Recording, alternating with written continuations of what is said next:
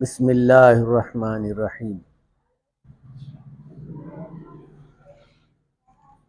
क़ाल तबारकल्लाहु तआला फ़िल क़ुरआनिल मजीद वल फ़ुरक़ानिल हमीद। बिस्मिल्लाहिर्रहमानिर्रहीम। या अय्युहल्लज़ीना आमनुस्बिरू वस्बिरू सब्रन जमीला। सदक़ल्लाहुल मौलानाल अज़ीम। नहमदुहु व नुसल्ली अला रसूलिहिल करीम, अम्मा बाद। बुज़ुर्गान मोहतरम, मुअज़्ज़ज़ सामीईन किराम, अल्लाह ताला जल्ल शानुहू के यहाँ पर कुछ बड़ी बात बोलना है तो इससे बड़ी बात और क्या हो सकती है कि मैं तुमको हर वक्त अपनी निगाहों में रखूंगा। और इससे भी बड़ी बात यह है कि मैं तुम्हारे साथ हो जाऊंगा। क्या नमाज पढ़ने से? क्या नमाज तो एक बहुत बेहतरीन और मोहतरम बिशान इबादत है, लेकिन नमाज के ताल्लुक से यूँ कहा, इन्नस सलाता तन्हा अनिल फहशाई वल मुनकर। नमाज फहश और मुनकरात से और बेहयाई बातों से रोकती है। फिर आगे का अल्लाह का जिक्र, वला ज़िक्रुल्लाहि अकबर का लफ्ज़ है। फ़ज़्कुरूनी अज़्कुरुकुम वश्कुरूली वला तकफुरून। तुम मुझे याद करो, मैं तुमको अपनी निगाहों में रखूंगा। फिर एक जगह, या अय्युहल्लज़ीना आमनू ज़कुरुल्लाह ज़िक्रन कसीरन वसब्बिहूहु बुक्रतन वासीला। सुबह शाम उठते बैठते चलते फिरते सोते जागते तुम मेरे को याद करो, ये तुम्हारे लिए बेहतर होगा। और एक जगह पर यूँ कहा, वमन आरज़ अन ज़िक्री फ़इन्न लहू मईशतन ज़ंका। अगर तुम मेरी याद से गफलत बरतोगे या दूर हो जाओगे तो जाहिर बात है हर एतबार से आप परेशान हो जाओगे। मईशतन के माने हैं हमारी ज़रूरत ज़िंदगी में जितनी चीज़ें आने वाली हैं वो चीज़ों में तंगी होगी। मईशत अक्सर और बेशतर खाने पीने की चीज़ों की तरफ ध्यान जाता है। का नहीं, खाना पीना तो है ही इंसान की ज़रूरत में से, लेकिन खाने पीने के साथ और भी बहुत सारी ज़रूरत है। मकान का, दुकान का, बीवी बच्चों का, और माँ और बाप का, रिश्तेदारों का, पड़ोसियों का। और फिर उसके साथ साथ सबसे बड़ी बात यह है कि अपने सुबह से शाम तक उठते बैठते चलते फिरते आदमी को फिक्र लाहक होना, उसी के अंदर आदमी मुब्तला होना। तो कहा इस बारे में अल्लाह ताला उसको कुछ फिक्र से दूर रखेंगे या फिक्र के गम से उसको नजात दिलाएंगे। तो कहा मईशत के माने हैं आदमी के साथ जितनी ज़रूरियात ज़िंदगी की चीज़ें हैं आने वाली हैं, उन चीज़ों का तकफ़ुल अल्लाह ताला अपने रहमत और अपने करम से पूरा करे।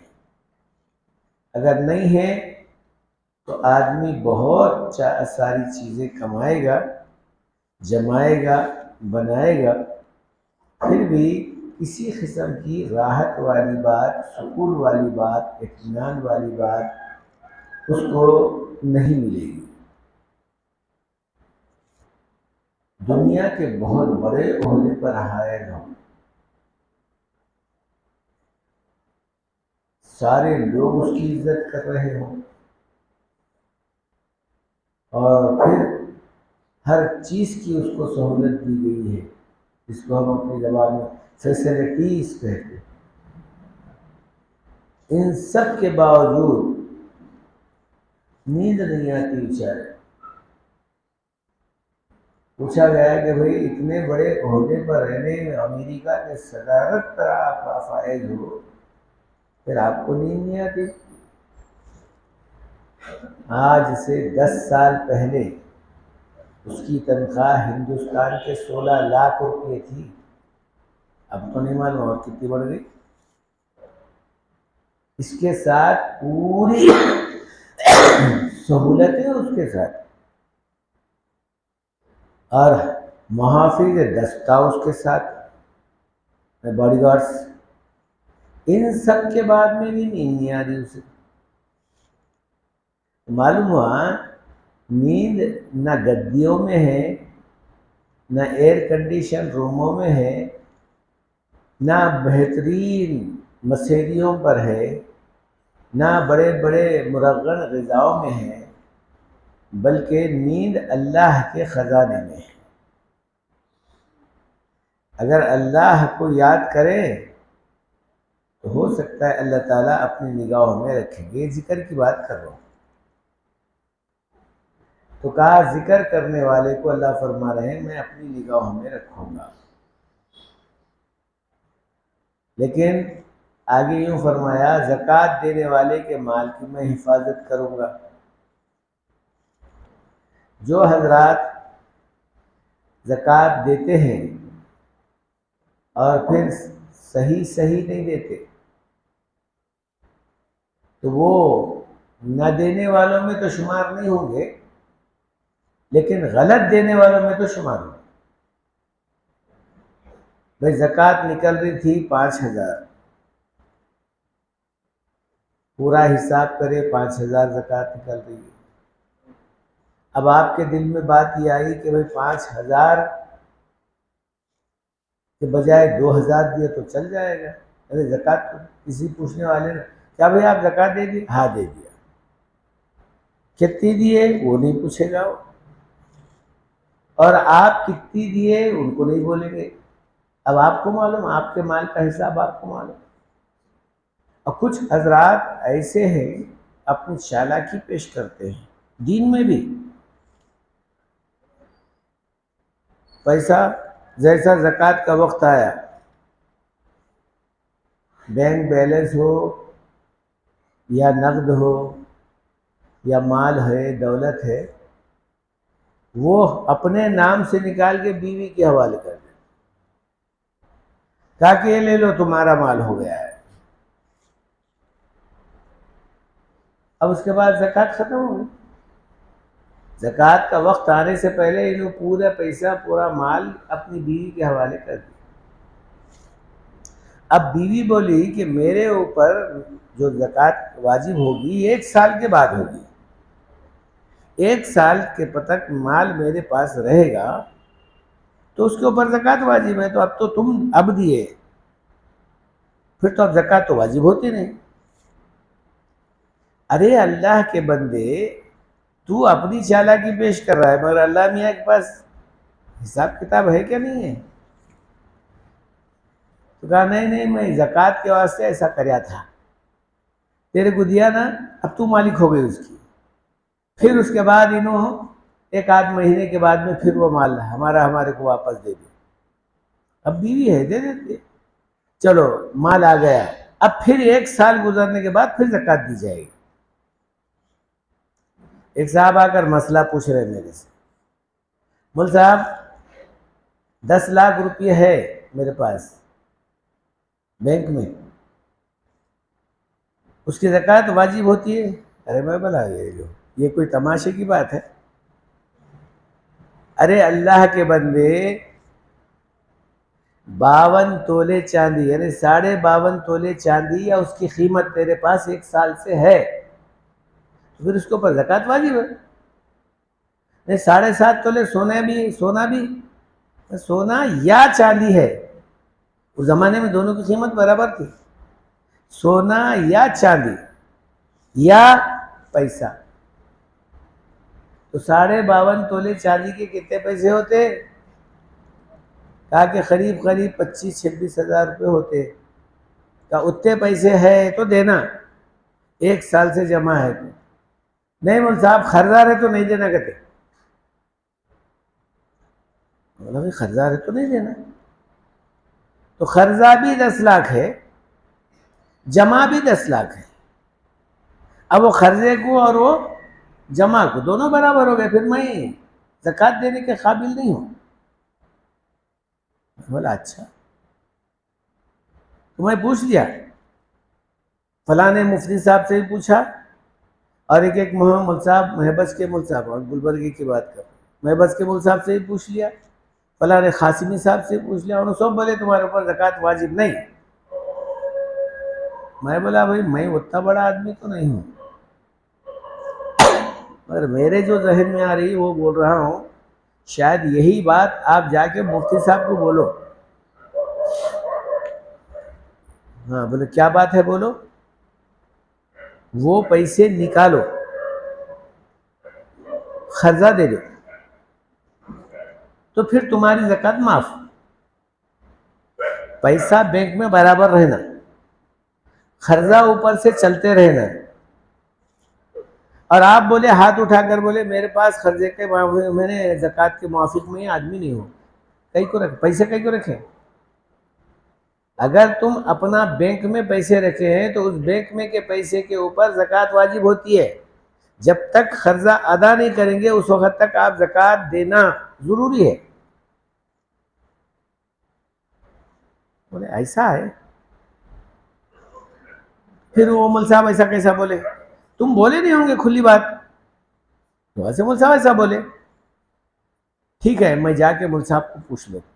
मैं बोला भाई फिर मेरे कई पूछे। खैर गए बेचारे, जाकर बात करे उनसे। तो उन्होंने बोले कहते कौन बोले, वो हम कुरगुंटे के मुल साहब से मशहूर थे वहाँ।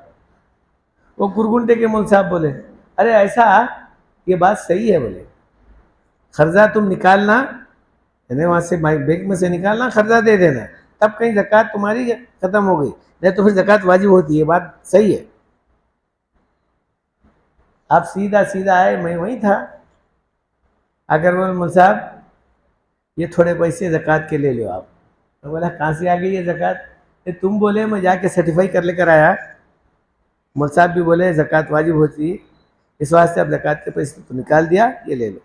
तो लोग ऐसी चालाकी करते हैं और बोलने में पूरी तरीके से नहीं बोलते। खैर बहरहाल ये बात बता रहा था कि ज़कात का माल अगर पूरा पूरा अदा करे तो माल के हिफाजत की जिम्मेदारी अल्लाह पर है। ये बात अल्लाह ताला की तरफ से नबी के ज़बान में बोली गई। अगर कोई आदमी रोज़ा रखा, कोई मुसीबत, कोई उज़रदारी, कोई यानी हालात की नागाहानी का कोई मामला नहीं है, ज़ईफ़ नहीं है, कमज़ोर नहीं है, मुसाफिर नहीं है, हायज़ा औरत नहीं है, ऐसे लोगों पर ये रोज़ा माफ़ तो नहीं है, बाद में रख लेना, या नहीं तो उसका फिदिया देना है ऐसा। लेकिन रोज़ा रखने से यूँ फरमाया जो अंदर बड़ी बड़ी बीमारियां हैं इंसान के अंदर, ऐसा तो 3000 बीमारियां अल्लाह ताला लगा दिया इंसान को। आज तक ये डॉक्टर हजरात 1000 बीमारियों का जांच और इसका तशखीस करके इसकी दवा तैयार करें। अभी 2000 बीमारियां इनके पास जहन में भी नहीं है, इन्हों दवा भी नहीं तैयार कर सकते, इन्हों कुछ आगे कर भी नहीं सकते। मसलन गुज़िश्ता एक बीमारी का नाम रखे करोना वायरस, अब वो आया, सारी दुनिया के लोग लेकर बैठ गए मेडिसिन, कौन से इससे ये कीड़ा मरता है, कौन से इससे बीमारी ख़त्म होती है, कौन से जो है दवा से इसका इजाला होता है। सारे दुनिया के लोग थक गए, आखिरकार हाथ उठाकर बोले इसके लिए वैक्सीन एक ही है, वो भी तजुर्बे की दवा है, हकीकत में नहीं है। और कुछ लोगों को बनी है, कुछ लोगों को नहीं बनी है। जिसको नहीं बनी है वो बेचारे दुनिया से भी गए।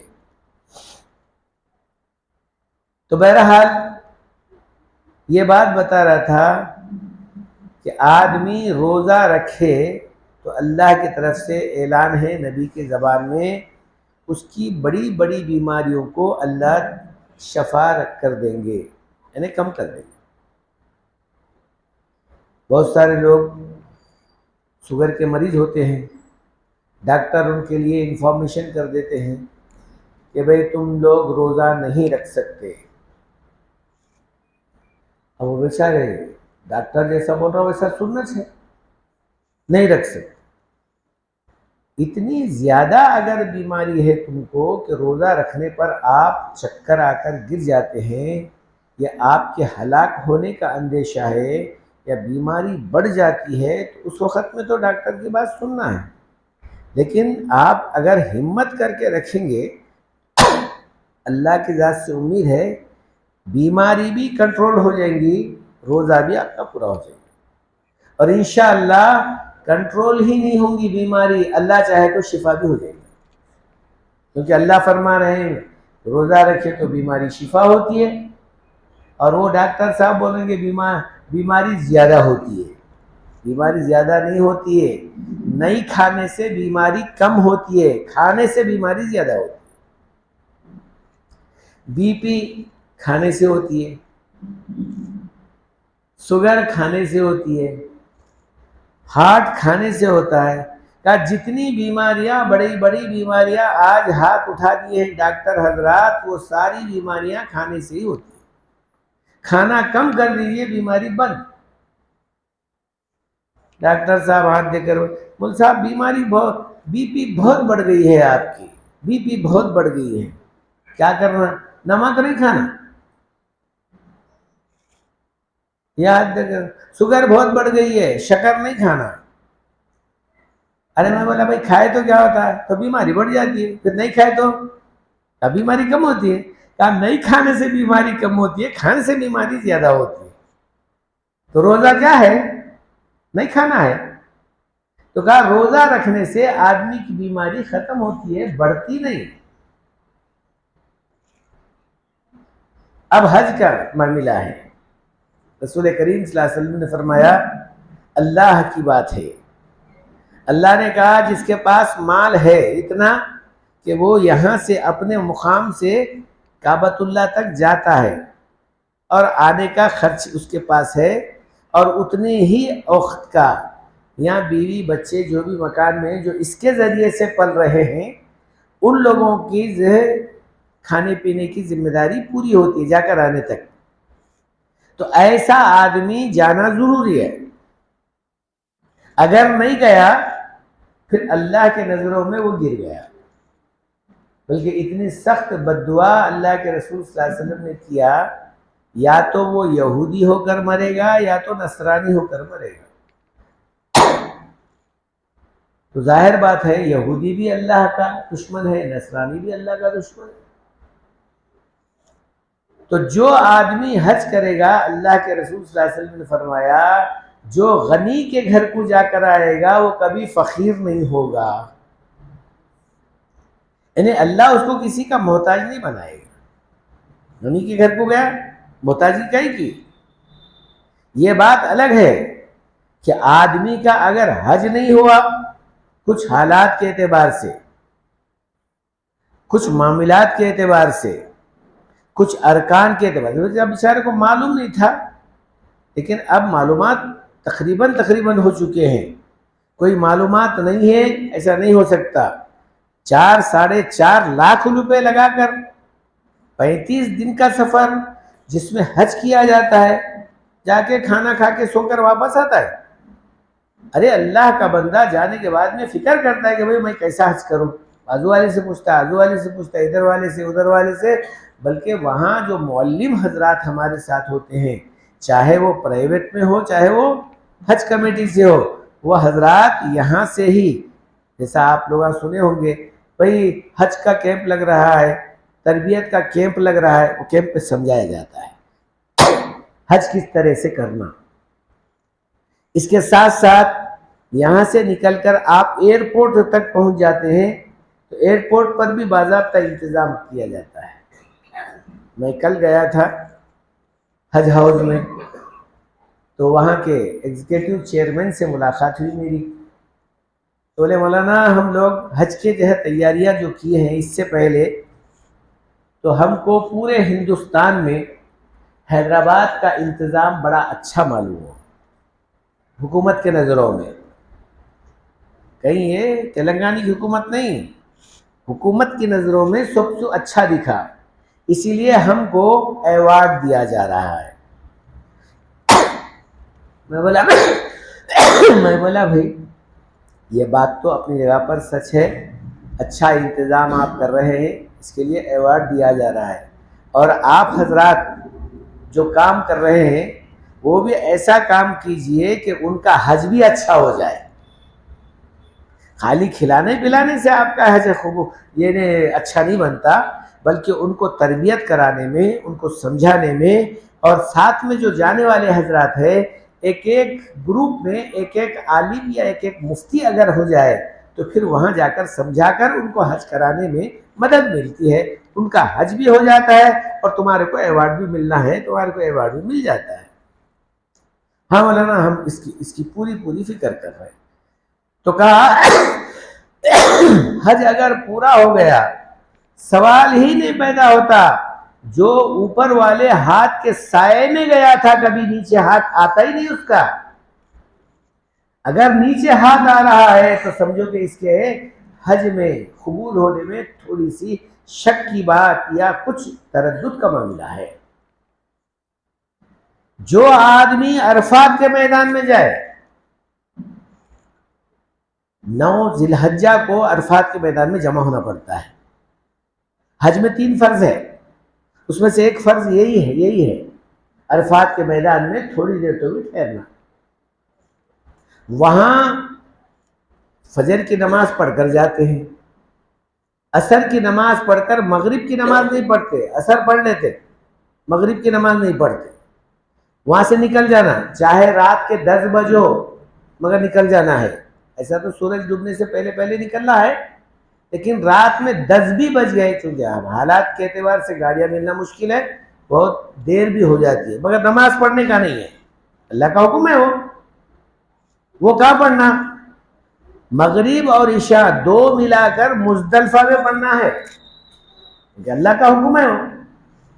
अब आप बोलेंगे मुझे साहब मगरिब की नमाज मगरिब में नहीं पढ़ेंगे, इशा में पढ़ेगा तो खजा नहीं होगी। भाई खजा और जजा हमारे को नहीं मालूम से, वो अल्लाह मियाँ की तरफ से इंतजाम है। जो अल्लाह हुक्म दिया उसको पूरा करने का ही नाम शरीयत है, तो वहां जाकर पढ़ना है। सुना से उस जगह पर अरफात के मैदान में ठहरना, सिर्फ ठहरना है। आप वक्त पे नमाज पढ़ लीजिए, वक्त पे खाना खा लीजिए, कोई किसी किस्म की कोई रुकावट नहीं होती। प्राइवेट वाले भी खाना लेकर के देते हैं, अब तो हज कमेटी वाले हजरात भी खाना पहुंचाने की पूरी पूरी फिक्र कर रहे हैं। खाली खाना सोना 6 वहां पर। उस जगह पर ठहर कर जो वापस निकला, दिल में यह ख्याल आया कि मेरा यहां पर ठहरना सही रहा, मेरी मगफिरत हुई क्या नहीं हुई, ऐसा समझने वाला भी गुनहगार है। ऐसा समझने वाला, किसी को बोला नहीं, दिल में बात है, मैं यहां ठहरा, मेरा हज कबूल हुआ क्या नहीं हुआ, मेरा यहां ठहरना कबूल हुआ क्या नहीं, अल्लाह मुझे पसंद किया। अरे अल्लाह के बंदे, तेरा काम तो तू करा, तू ठहरने का हुक्म दिया गया, ठहर गया, और जब ठहर कर वापस निकला तो ये समझ के तेरे ये पूरे गुनाह अल्लाह माफ कर दिया, तेरी मगफिरत हो गई, किसी किस्म का कोई कसर बाकी नहीं रहा। तो कहा ऐसे मैदान में ठहरकर आप अपनी मगफिरत करा सकते हैं, और फिर हाथ किसी के सामने अल्लाह फैलने नहीं देता हज कबूल हो गया तो। लेकिन ये नहीं कहा गया कि हज करने वाले के साथ मैं हूं, रोजा रखने के वाले साथ मैं हूं, नमाज पढ़ने वाले के साथ मैं हूं, ज़कात देने वाले के साथ मैं हूं। कहीं भी नहीं है कुरान में, जो अभी मैं तफसील आपको बताया। लेकिन ये कहा सबर करो, कोई मुसीबत आ जाए, सबर करने वाले के साथ मैं हूं। अब यहां आने के बाद में एक बात सामने आती है किसी से मुकाबिला पड़ गया तो ईमान वाले तो हैं, नबी की उम्मती तो हैं, मुकाबिला पड़ गया। जब मुकाबिला हद से ज्यादा हो जाता है, सर पानी से ऊंचा हो जाए, पानी सर से ऊंचा हो जाता है, तो आदमी बोलता है मैं भी चूड़िया नहीं पहनूं बेटा, क्या समझ रहा है। यहाँ आदमी अपने आप से निकल जाता है, हद से निकल जाता है, या सबर का मामला खत्म हो जाता है। खैर चलो, ये झगड़ा फसाद का मसला है, लेकिन घर में किसी का इंतकाल हो गया तो आदमी खुद ब खुद रोने लगता है, आंखों से आंसू निकल जाते हैं। ये बात अलग है कि दिल का जो आदमी की रहमत का मामला अपने आंखों से इजहार करता है, वो रोना नाजायज नहीं है, जायज है, रो सकता है। लेकिन गला फाड़ फाड़ के रोना, लोच लोच के रोना, कपड़े फाड़ लेना, ऐसा उमूमन हम कुछ लोगों में ऐसा होता है, तो ये जायज नहीं है। रो रहे गए इतना ज्यादा आप, क्या अल्लाह पे आपको एतमाद नहीं है, अल्लाह पे भरोसा नहीं है। अल्लाह खुद फरमा रहे हैं नबी के ज़बान में, हमारा वक्त लाने का भी अल्लाह के इल्म में है, ले जाने का भी अल्लाह के इल्म में है। दो बातें भी अल्लाह के इल्म में, लाई हयात आए, खजा ले चली चले। हयात लाई तो आए, खजा आई चले, लाई हयात आए, खजा ले चली चले। ना अपनी खुशी आए थे ना अपनी खुशी चले। शायर ने बड़े अच्छे लचक अंदाज में बताया है, जा तू अपनी खुशी से नहीं आता, अपनी खुशी से नहीं जाता, तो जिंदगी भी तू अपनी खुशी से नहीं गुजार सकता। अल्लाह के हुक्म के मुवाफिक ही गुजारना है। और चूंकि नबी का उम्मती है, तो फिर इसमें तेरे को नबी की बात, सबसे बड़ी बात वो अदा करना पड़ेगा। वो क्या है का सब वक्तिया तौर पर नमाज अपने वक्तिया तौर पर है, 5 वक्त है नमाज अदा करे। रोजा साल में 1 महीना है, अदा करे। ज़कात माल जमा हुआ तो है, अदा करे। हज पैसा अगर अल्लाह दिया है तो है, करे। लेकिन सबर का जो मामला है वो हर वक्त तुम्हारे साथ में रहता है। कौन सा ऐसा वक्त है जो आदमी को जो है कोई मुसीबत ना आए। मैं अभी ये शेर हमेशा बोलते रहे, अरे मुसलमान को मुसीबत कहाँ नहीं, वो कौन सी जगह है जहां आसमां नहीं। वो तो है, मुसीबत तो है। कितनी अच्छी आप जिंदगी गुजारो, सामने वाला छीटा मारते ही, ऐसा है ऐसा है। कितना भी अच्छा बयान करो, क्या बयान करें मुझे साहब, समझ में नहीं आया। एतराज करने वाले को कौन सी इल्म की जरूरत है, वाज करने वाले को इल्म की जरूरत है, एतराज करने वाले की जरूरत है। तो लोग एतराज तो करेंगे, लोग छीटे तो मारेंगे। आपको मालूम होना चाहिए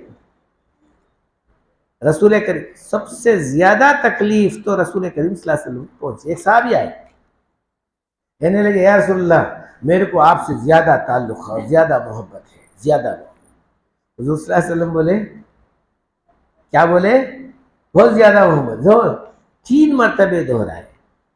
कहने लगे अच्छा सही बोल रहे हैं, बिल्कुल सही बोल रहे हो। फिर तो मोहब्बत अगर है तो मुसीबतों के लिए तैयार हो जा। मेरे से जितना मोहब्बत रखेगा तो तेरे तरफ मुसीबतें भी उसी अंदाज से आएंगी जैसा ऊंचे दहसरी से ढलाव की तरफ पानी आता है ना, वैसा मुसीबतें तेरे ऊपर आ जाएगी।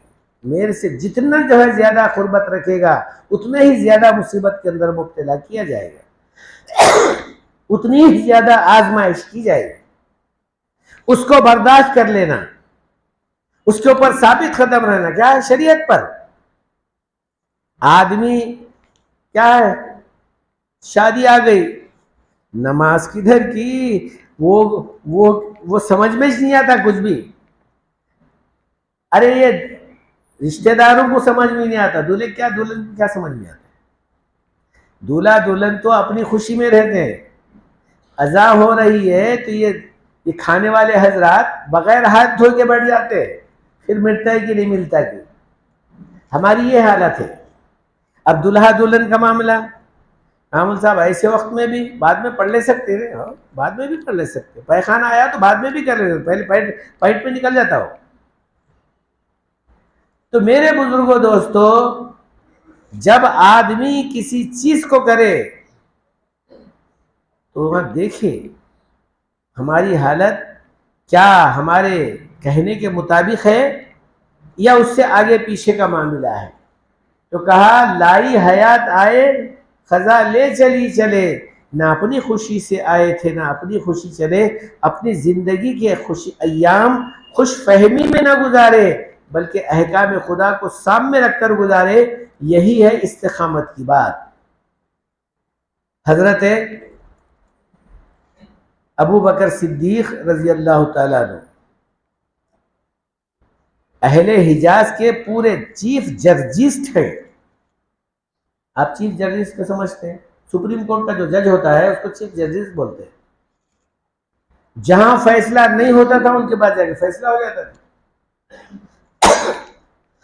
हुजूर सल्लल्लाहु अलैहि वसल्लम से इतने ज्यादा करीब थे, बावजूद अपने से 2 साल बड़े, यानी हजरत अबू बकर सिद्दीक से रसूल करीम सल्लल्लाहु अलैहि वसल्लम 2 साल बड़े, इसके बावजूद अपनी छोटी बेटी अस्मा रजी अल्लाह ताला अन्हा बड़ी बेटी है, हजरत आयशा रजी अल्लाह ताला अन्हा छोटी बेटी है, उनको हुजूर सल्लल्लाहु अलैहि वसल्लम की निकाह में दे दी। हुजूर सल्लल्लाहु अलैहि वसल्लम की उम्र 52 साल की थी, हजरत आयशा रजी अल्लाह ताला अन्हा की उम्र 9 साल की थी। अब ये जो बोलने वाले हजरत है ना, उल्टे सीधे बातें यही चला रहे। कैसा होती है बुड्ढे की शादी बच्ची से, कैसा होती है? अरे बेवकूफ हो, बुड्ढे के अंदर जो ताकत थी तुम्हारे 1000 आदमियों में भी वो ताकत नहीं है। अल्लाह के रसूल खुद फरमाते हैं मेरे अंदर वो ताकत खुदा दिया है, मेरे अंदर वो ताकत दिया है जो जन्नत के अंदर नौजवानों को अल्लाह ताला 1000 नौजवानों को जो ताकत दिया है वो ताकत मुझे दिया है। एक जन्नती के ताकत के एतबार से, दुनिया के एतबार से 4000 आदमियों के बाद जगह लिखा है, 1000 आदमियों की जगह लिखा है। एक जन्नती को अल्लाह ताला दुनिया के 1000 आदमी की ताकत देता है। ऐसे ताकत के मालिक नबी मोहम्मद सल्लल्लाहु अलैहि वसल्लम थे।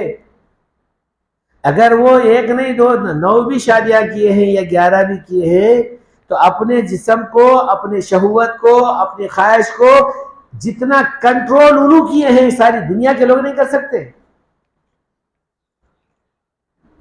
तो अब रसूल करीम सल्लल्लाहु अलैहि वसल्लम फरमाते हैं, इन्हें हजरत अबू बकर सिद्दीक रज़ी अल्लाह तआला फरमाते हैं मैं नबी करीम सल्लल्लाहु अलैहि वसल्लम के साथ एक पल भी छोड़कर नहीं रहता था। क्या मुसीबत आई उनके ऊपर? एक मर्तबे ठहरे हुए हैं, कुछ बात कर रहे थे नबी करीम सल्लल्लाहु अलैहि वसल्लम से। अबू बकर सिद्दीक बात कर रहे हैं, कह रहे थे या रसूल अल्लाह तुम्हारा चेहरा मैं देखता हूँ, भूख भी मिट जाती है, प्यास भी मिट जाती है, फिक्र भी खत्म हो जाती है, मेरे आंखों में एक किस्म की तमानियत भी आती है और रोशनी भी ज्यादा हो जाती है, दिमाग में एक फ्रेश तरीके से मेरे जहन में जो है बातें चलती रहती हैं। कहा तुम्हारा चेहरा देखना गोया मेरी जिंदगी के रुख को बदल देना है। ये तारीफ कर रहे थे अबू जहल है उधर से। तो हुजूर सल्लल्लाहु अलैहि वसल्लम बोल रहे थे बिल्कुल सच है, सच है, सच है, सही है, सही है। अबू जहल है, अबू जहल तो आपका चचेरा चचा है, हुजूर सल्लल्लाहु अलैहि वसल्लम का चचेरा चचा आया, हुजूर सल्लल्लाहु अलैहि वसल्लम को गालियां देना शुरू कर दिया। अब गालियां ऐसे गालियां दे रहा है जिसकी कोई हद नहीं। अब सुने सुने दो, थोड़ा सा सुने हजरत अबू नाकाबिले बर्दाश्त है, उसके बाद जवाब दे रहे। चीफ जस्टिस थे, जहनी एतबार से तो बहुत आगे थे। जब बातें शुरू करे हजरत अबू बकर सिद्दीक तो अबू जहल निकल कर चले गया आवाज। कहा कि इनसे तो मैं जीत नहीं सकता। जैसा वो निकल कर गया, निकल कर अभी नहीं गया था, हुजूर पहले निकल गए। जैसा हुजूर निकल गए थोड़ी देर के बाद में उन्हें भी चले गया अबू जहल भी। अब हजरत अबू बकर सिद्दीक को बड़ा शाख हो गया, मैं उन्हें गालियां दिया तो उन्हें जब गालियां दिया तो हुजूर सल्लल्लाहु अलैहि वसल्लम सही है बोल, सही है, सही है, मैं तारीफ कराया तो सही है, उन्हें गालियां दिया तो सही है। और फिर जब मैं बाल पलटा के उसको बोलने लगा तो हुजूर ठहरे नहीं, निकल गए, क्या बात हो। खैर उसके बाद उन्हें तो चले गया। उसके बाद अल्लाह के रसूल सल्लल्लाहु अलैहि वसल्लम से जाकर मुलाकात करके कहने लगी, या रसूल अल्लाह, मेरे बात समझ में नहीं आई, मैं तारीफ तुम्हारी कराया तो तुम अच्छा है, सही है, सही है बोले, उन्हें गालियां दिया तुम्हारे को तो वो भी सही है, सही है, सही है बोलो, ये समझ में नहीं आई बात। कहा कि मियाँ मैं आईना हूं, मैं आईना हूं, आईने में अपनी सूरत देखता आदमी, तू तेरे अमाल को देख रहा था, जो तारीफ कर रहा था मेरी, तू मेरी तारीफ नहीं कर रहा था, तेरी तारीफ तुझ कर ले रहा था। उन्हें जब आया अबू जहल मेरे को गालियां देने लगा, मैं सही है बोला, तो उन्हें अपना चेहरा देख ले रहा था, अपने अमल देख रहा था। एक दूसरी बात, जब उन्हें गालियां दे रहा था तो उसका जवाब, तू खामोश बैठा था, तो एक फरिश्ता दे रहा था जो मेरे बाजू ठहरा था, वो फरिश्ता उसके गालियों का जवाब दे रहा था। लेकिन तू जैसा ही जबान शुरू कर दिया, वो फरिश्ता निकल कर दिया, जब फरिश्ता गया तो मैं भी चले गया। तो हजरत अबू बकर सिद्दीक रजी अल्लाह ताला अन्हु, उसके बाद से खुव्वत बर्दाश्त जो अपने अंदर पैदा की है, वो किसी सहाबी के अंदर नहीं आ सकती। बादल अंबियाई बितहकीक हजरत अबू बकर सिद्दीक रजी अल्लाह, नबियों के बाद का जो मामला है हजरत अबू बकर सिद्दीक रजी अल्लाह ताला अन्हु। अब उनके बाद में अब बहुत सारे सहाबा के वाक़यात हैं। अब चार इमाम, अबू हनीफा, इमाम इदरीस शाफई रजी अल्लाह ताला रहमतुल्लाह अलैह, इमाम अहमद इब्न हम्बल और इमाम मालिक। इमाम अबू हनीफा रहमतुल्लाह अलैह, जो जिसकी तकलीद आज हम कर रहे हैं, हनफी तकलीद कर रहे हैं, 40 साल तक ईशा के वजू से फजर की नमाज पढ़े। इसको बहुत सारे लोग जरा यकीन भी नहीं करते। आज भी है जो हजरात काबतुल्लाह गए वो देखते, रात तमाम तवाफ करते रहते और सुबह फजर की नमाज जल्दी पढ़ते, वहां पर लोग पढ़ लेते, आज भी है। तो हजरत इमाम अबू हनीफा रहमतुल्लाह अलैह जो है 40 साल से एक ईशा के वजू से फजर की नमाज पढ़े। अच्छा, रात तमाम होशियार रहते थे, दिन में थोड़ा जाके सो जाते थे, जैसा जोहर की नमाज से पहले या बाद में, ऐसा भी है, थोड़ा सा मौका लेते, एक आध खैलोला जिसको बोलते हैं, सुन्नत भी है, जाके सो जाते। जैसा सोने को गए एक आदमी आया, कहा कि हजरत हजरत हजरत उठ कर आए, कहा कि एक मसला पूछना है। अब जाहिर बात है मसला पूछना है से क्या बात है बोल। अभी सो जाने के लिए जा रहे हैं, बुलाया हजरत हजरत मसला, अच्छी बात है, क्या बात है भाई। मैं मसला जहन में ले को आया था, मैं यहाँ को आया भूल गया। ठीक है भाई, बाद में जब याद आया तो चले गए। फिर थोड़ी देर बाद फिर बात कराया, अब जाके सो जाना बोल के बिस्तर पे लेट रहे, फिर बुलाया, 3 मरतबे करा ऐसा। तीसरी चौथी मरतबे में बोला, हजरत मसला जो है वो ये है, पैखाना मीठा होता है क्या कड़वा होता है? ये कोई मसला है पूछने का? पूछा तो 3 मरतबे जो है ऐसा ठकाया, तीसरी मरतबे चौथी मरतबे पूछ रहा है पैखाना मीठा होता है क्या खट्टा होता है? हजरत जो है बहुत ज़हीन आदमी थे, कहने लगे भाई मीठा होता है। जैसा मीठा होता, अच्छा चक्को देखें क्या तुम्हें?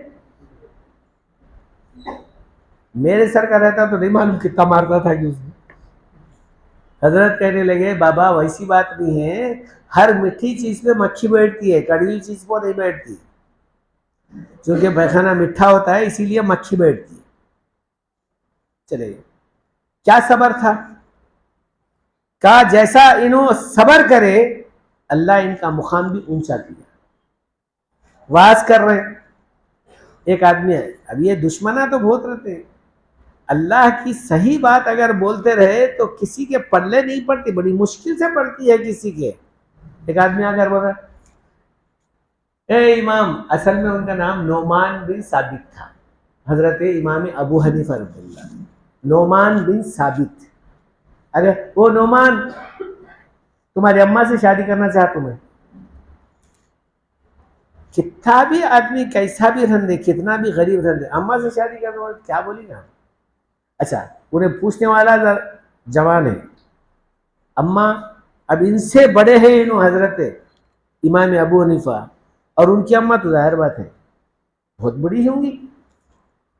हजरत कहने लगे, अरे बाबा, जब तू शादी ही करना चाहता है तो मेरी अम्मा अभी अक्लमंद है, समझदार है, अभी होश उसके खोए नहीं, बूढ़ी जरूर है मगर पूछना पड़ता है ना, शादी करती क्या अम्मा? अगर करती बोले तो मैं करता हूँ, मैं पूछ कर आ, जा पूछ कर आ जा। पूरे मजमे में बोल रहा हूँ ने। हजरत अंदर गए, अंदर जाके वापस आए तो एक जगह लिखा है, कोई ऐसी तलवार आ गई जिसको टुकड़े कर दी वो आदमी को जो पूछने वाला था, या ऐसा गिर गया जिसकी वजह से सर को मार लग गया, मर गया वो। जब हजरत अंदर से वापस आए, कहने लगे, भाई क्या हो गया, वो कहाँ गया उन्हें? ताकि हजरत मर गया हो। कौन क्या बोले उसे? कोई कुछ नहीं बोले, उन्हें खुद ही गिरा, उन्हें खुद ही मरा। हजरत ने कहा, अच्छा अल्लाह खैर। खैर बैठे, कोई पूछने वाला पूछा, हजरत आखिर क्या हुआ, कैसा मरा इन्हें? हजरत कहने लगे, अरे भाई, जिस वक्त में उन्हें मेरे को पूछा, मेरे को जो अंदर से कुड़न पैदा हुई, अल्लाह क्या करना इसे, मगर सबर किया, अल्लाह के वास्ते सबर किया। इस वास्ते अल्लाह खुद फरमा रहे हैं, इन्न अल्लाह मास साबिरीन, सबर कर मैं तेरे साथ हूं, सबर कर मैं तेरे साथ हूं। इसलिए मैंने सबर किया, मेरा सबर का, मेरी सबर की तलवार आकर उसको मार दी। तो रहा अल्लाह के रसूल सल्लल्लाहु अलैहि वसल्लम से वो जो सहाबी आकर कहने लगे थे कि अल्लाह के रसूल मुझे मोहब्बत है, कहा जितना नबी से करीब होगा उतनी ही ज्यादा उसके ऊपर आजमाइश का मामला होगा। अगर ये आजमाइश में आदमी अपने सब्र के साथ में अपनी जिंदगी गुजारेगा, सारे लोगों के साथ में जो है मामला अच्छा रहेगा, फिर तो अल्लाह की ज़ात से उम्मीद है अल्लाह ताला उसका मामला खैर करेंगे। एक छोटी बात को बोलकर बात को ख़त्म कर दूँ।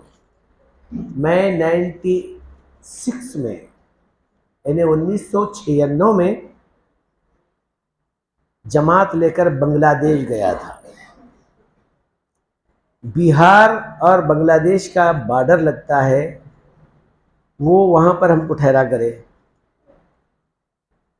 तो अब हम लोग वो मस्जिद में ठहरे थे, तो एक साहब आकर बोलने लगे, मौलाना ये मस्जिद में बहुत ख़तरनाक किस्म के लोग आए हैं और बहुत ज़्यादा जो है सताते हैं लोगों को। बोला, भाई आप सताए तो सताए, इस वास्ते अब हम लोग सताए गए थे पहले, जहाँ निकले हैं घर से अपने, वो सारी बातों को, मुसीबतों को अपने झोली में डाल लेकर इस निकल रहे हैं।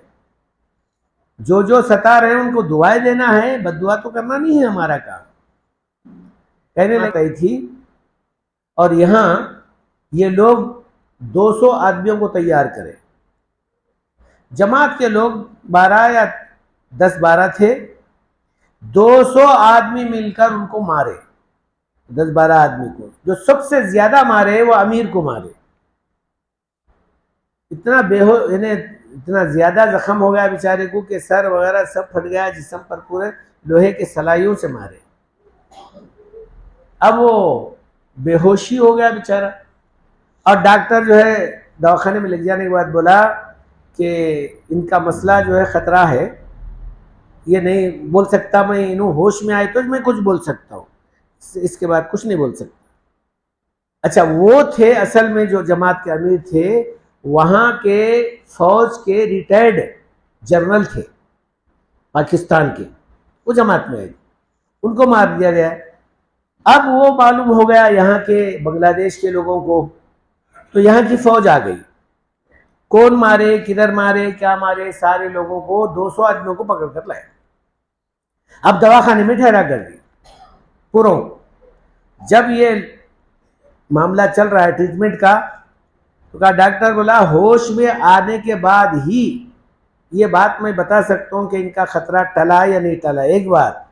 और दूसरी बात ये है कि ये जो फौज यहाँ की थी बांग्लादेश की, कहने लगी अगर ये होश में आ गए, इन्हों अगर ये बोले कि भाई इनको कत्ल कर देना, तो पूरों को यहीं पर इनकी गर्दन निकाल दी जाएगी, पहली बात। दूसरी बात, जो भी इन्हों कहेंगे वो सजा तुमको दी जाएगी। तो बात चलते रही, यहां तक के दूसरे रोज वो बेचारे को होश आया। जैसा होश आया तो ये सब लोगों को लेकर आके सामने ठहरा कर दिया गया, ये 200 आदमियों को। कहा कि हजरत यही है आपको मारने वाले, आप जो बोलेंगे इनको सजा दी जाएगी। आप कहो तो इनकी गर्दन निकाल दी जाए, आप कहो तो सूली पर लटका दिया जाए, आप जो कहेंगे वो होगा। ऐसा देखकर कहने लगे मैं सारे के सारे लोगों को देख लिया, अब इन लोगों को मैं अपनी तरफ से माफ कर रहा हूं, इनको माफ कर दीजिए।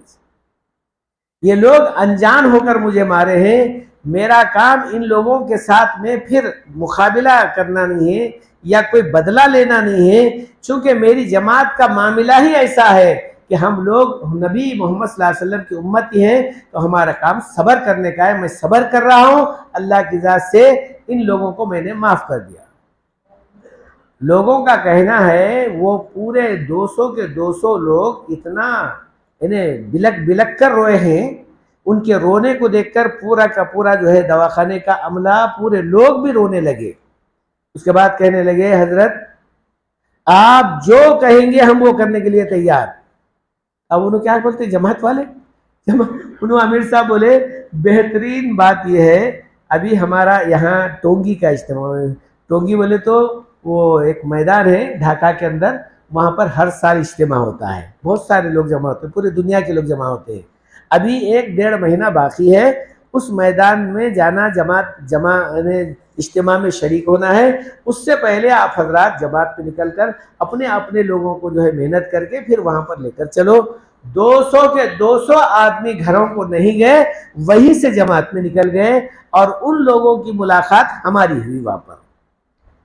कहा कि ये लोग हैं वो मारने वाले अमीर साहब, ये लोग हैं, ये लोग हैं। तो अल्हम्दुलिल्लाह, तो मैं बोल रहा था जब आदमी सब्र करता है तो नहीं मालूम कितने कितने लोगों को दीन के अंदर लाने का जरिया बनता है, कितने लोगों को अल्लाह का मुखरिब बना देता है, कितने लोगों के साथ में अल्लाह ताला का मामला खुशी का मामला होता है। कि आज भी अल्लाह ताला वो ताकत रखा है, इंशाअल्लाह क़ियामत तक भी वो ताकत रहेगी। आप अपने मुसीबतों पर सब्र कीजिए, अल्लाह की ज़ात से देखिए अल्लाह तुम्हारे साथ होंगे। अल्लाह हम लोगों को अपने दीन पर जमे रहने की, आने वाले मुसीबतों के साथ सब्र करने की तौफीक नसीब फरमाए। वमा अलैना इल्लल बलाग।